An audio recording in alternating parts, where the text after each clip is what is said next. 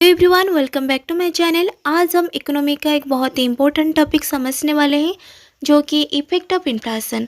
Inflation क्या है, types of inflation, causes of inflation हम ऑलरेडी पढ़ चुके हैं। इस सारे वीडियोस का लिंक डिस्क्रिप्शन में है, आप ज़रूर चेक कर लीजिए। आज हम पढ़ेंगे effect of inflation. So effect of inflation पढ़ने के पहले इन्फ्लेशन के बारे में मैं थोड़ा बहुत बता देती हूँ, लेकिन अगर आपको कम्प्लीटली इन्फ्लेशन समझना हो तो आप inflation and types of inflation का एक वीडियो है, उसी वीडियो में हम बहुत ही डिटेल्स में इन्फ्लेशन के बारे में विथ रियल लाइफ एग्जांपल हम समझाया है। आप उसको ज़रूर चेक कर लीजिए, आई होप आपको अच्छे से समझ आएगी। अब देखो इन्फ्लेशन क्या है। Inflation means a continuous rise in the general price of goods and service. Inflation means prices का लगातार बढ़ना। ओके, इन्फ्लेशन मतलब जब गुड्स एंड सर्विसेज यानी सारी चीज़ों और सेवाओं की दर दाम लगातार बढ़ता है, यानी महंगाई होता है, वही होता है इन्फ्लेशन। ओके, जब इन्फ्लेशन होता है, when inflation increases the value of money decreases. जब इन्फ्लेशन होता है तब मनी की वैल्यू कम हो जाती है।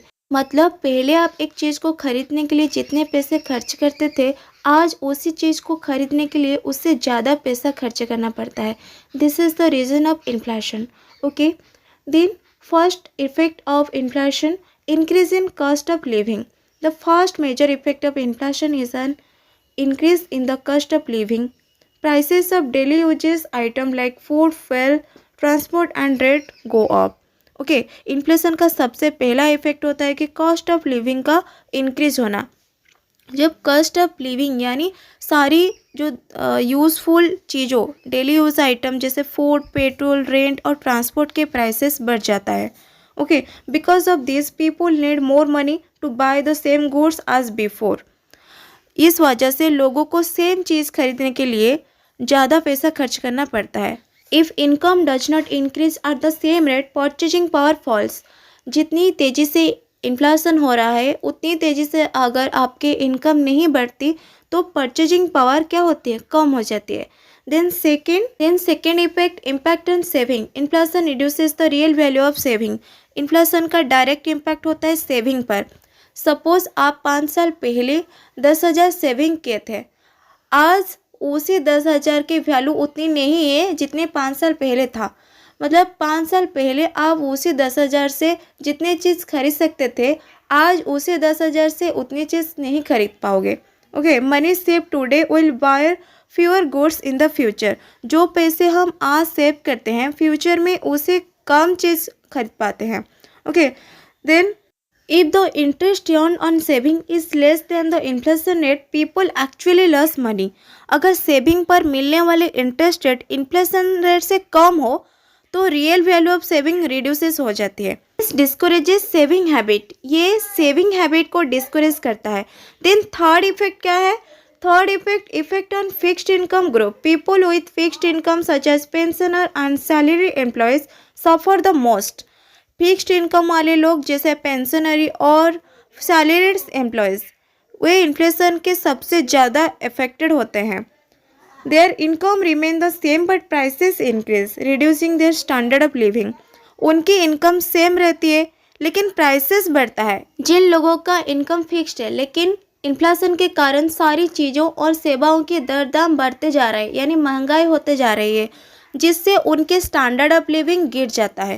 Then impact on investment, high on uncertain inflation creates confusion in the economy. सबसे पहले हम समझते हैं इन्वेस्टमेंट का मतलब। इन्वेस्टमेंट का मतलब होता है कि पैसा लगाना, जैसे फैक्ट्रीज बनाना, मशीन खरीदना या न्यू बिजनेस स्टार्ट करना या न्यू प्रोजेक्ट स्टार्ट करना। बिजनेस में delay investment decision because future cost and profit become uncertain. जब इकोनॉमी में हाई इन्फ्लेशन होता है तो अनसर्टेनिटी क्रिएट हो जाती है। अनसर्टेनिटी का मतलब फ्यूचर का क्लियर आइडिया ना होना। बिजनेस फर्म को ये समझ नहीं आता फ्यूचर में रॉ मटेरियल का कॉस्ट कितना होगा, वेजेस कितना बढ़ेगी, इंटरेस्ट रेट क्या होगा और प्रॉफिट मिलेगी या नहीं। इस कन्फ्यूजन की वजह से फर्म सोचती है अभी इन्वेस्टमेंट करना रिस्की है। इसीलिए क्या होता है, न्यू प्रोजेक्ट पोस्टपोन हो जाता है, एक्सपांसन प्लान डिले हो जाते हैं और फॉरेन इन्वेस्टर भी पैसा लगाने से डरते हैं। This can slow down economic growth. Result ये होता है कि टोटल इन्वेस्टमेंट इकोनॉमी में कम हो जाती है और जब इन्वेस्टमेंट कम होता है तो प्रोडक्शन, एम्प्लॉयमेंट और इकोनॉमिक ग्रोथ सब स्लो हो जाता है। इस तरह हाई इन्फ्लेशन का नेगेटिव इम्पैक्ट इन्वेस्टमेंट पर पड़ता है। Okay, in number 5, redistribution of income. Inflation benefit borrowers because they repay loans with cheaper money. On the other hand, lender loss because the real value of repayment decreases. First हम समझेंगे borrowers कौन है और lender कौन है। Borrowers वो लोग होते हैं जो लोन लेते हैं और लेंडर वो लोग होते हैं जो लोन देते हैं। ओके, बोरोर्स कौन है? जैसे बिजनेसमैन, फार्मर या गवर्नमेंट अपने ज़रूरत के लिए लोन लेते हैं। और लोन देता कौन है? जैसे बैंक, फाइनेंशियल इंस्टीट्यूशन या इंडिविजुअल सेवर्स। लेकिन बोरोअर्स के लिए इन्फ्लेशन का क्या इफेक्ट पड़ता है? इन्फ्लेशन के टाइम पर पैसों की वैल्यू कम हो जाती है लेकिन लोन की अमाउंट सेम रहती है, मतलब बोरोअर लोन सस्ते पैसों से रीपे करता है, इसलिए इन्फ्लेशन बोरोअर के लिए बेनिफिशियल होते हैं। लेकिन लेंडर के केस में इन्फ्लेशन का क्या इफेक्ट पड़ता है? इन्फ्लेशन के टाइम पर उन्हें सेम अमाउंट वापस मिलता है लेकिन उस पैसों की रियल परचेजिंग पावर कम हो चुकी है। ओके, इसलिए लेंडर को रियल लॉस होता है। इस तरह फिक्स्ड इनकम ग्रुप जैसे पेंशनरी और सैलरी एम्प्लॉयज सफर करते हैं।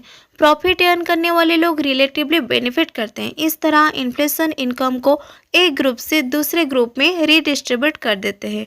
Then number 6, effect on economic growth. अब सबसे इम्पोर्टेंट पॉइंट, इन्फ्लेशन और इकोनॉमिक ग्रोथ का रिलेशन। इन्फ्लेशन हर टाइम बुरा नहीं होता, यहाँ पर इन्फ्लेशन का लेवल बहुत इंपॉर्टेंट होता है। मॉडरेट इन्फ्लेशन में encourage spending and production. Moderate inflation का मतलब होता है कि प्राइसेस का स्लो और कंट्रोल इंक्रीज। ओके, इस केस में लोग पैसा सेव करने की वजह से स्पेंड करते हैं, डिमांड इंक्रीज होती है, प्रोडक्शन बढ़ता है, फर्म ज़्यादा आउटपुट प्रोड्यूस करते हैं, इससे एम्प्लॉयमेंट बढ़ता है, इनकम बढ़ती है, इकोनॉमी ग्रो करती है। इसलिए मॉडरेट इन्फ्लेशन इकोनॉमिक ग्रोथ के लिए बेनिफिशियल होता है। Then higher wages increase production cost which can push prices even higher. लेकिन जब इन्फ्लेशन बहुत ज़्यादा हो जाती है तो सिचुएशन डेंजरस हो जाती है।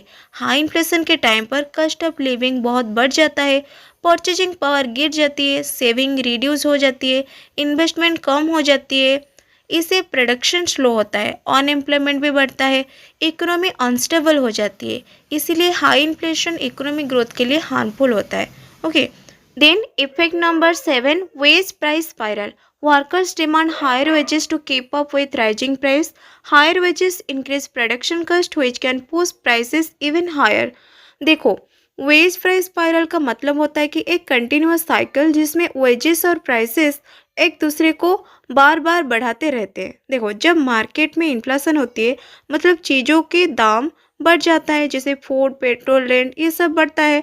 इस सिचुएशन में वर्कर डिमांड करते हैं हायर वेजेस क्योंकि उनका पुराना सैलरी महंगाई के हिसाब से काफ़ी नहीं होती। जब कंपनी वर्कर को हायर वेजेस देती है तो प्रोडक्शन कॉस्ट बढ़ जाती है, सैलरी भी कॉस्ट का हिस्सा होती है ना। अब कंपनी अपनी बढ़ी हुई कॉस्ट को कवर करने के लिए प्रोडक्ट के प्राइसेस और बढ़ा देती है, प्राइसेस फिर से बढ़ते हैं और वर्कर फिर से और ज़्यादा वेजेस मांगते हैं। इस तरह ये प्रोसेस चलता रहता है, वेजेस बढ़ता है, कॉस्ट बढ़ता है, प्राइसेस बढ़ता है, फिर वेजेस बढ़ता है, फिर कॉस्ट बढ़ता है, फिर प्राइसेस बढ़ता है। इसको वेज प्राइस स्पाइरल कहते हैं। रिजल्ट क्या होता है? इन्फ्लेशन और तेजी हो जाती है, इकोनॉमी अनस्टेबल होती है।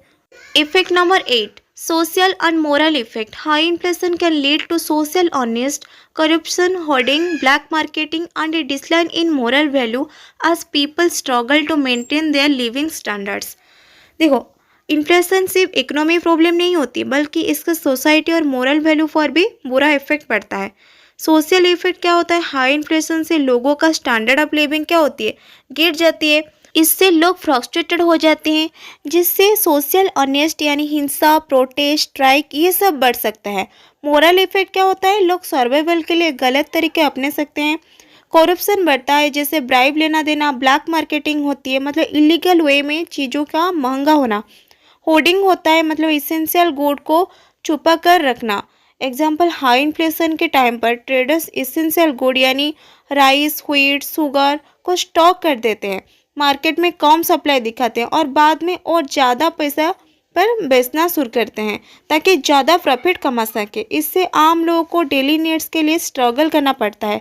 सोसाइटी में इनइक्वालिटी एंड इमोरलिटी बढ़ जाती है। ओके, ये था हमारा इफेक्ट ऑफ इन्फ्लेशन। अगर आपको इन्फ्लेशन क्या है, types of inflation, causes of inflation, ये सारे के बारे में डिटेल्स में जानना हो तो डिस्क्रिप्शन में लिंक है, आप ज़रूर चेक कर लीजिए। अगर फिर भी कोई डाउट हो तो मुझे कमेंट में ज़रूर बताना। ओके।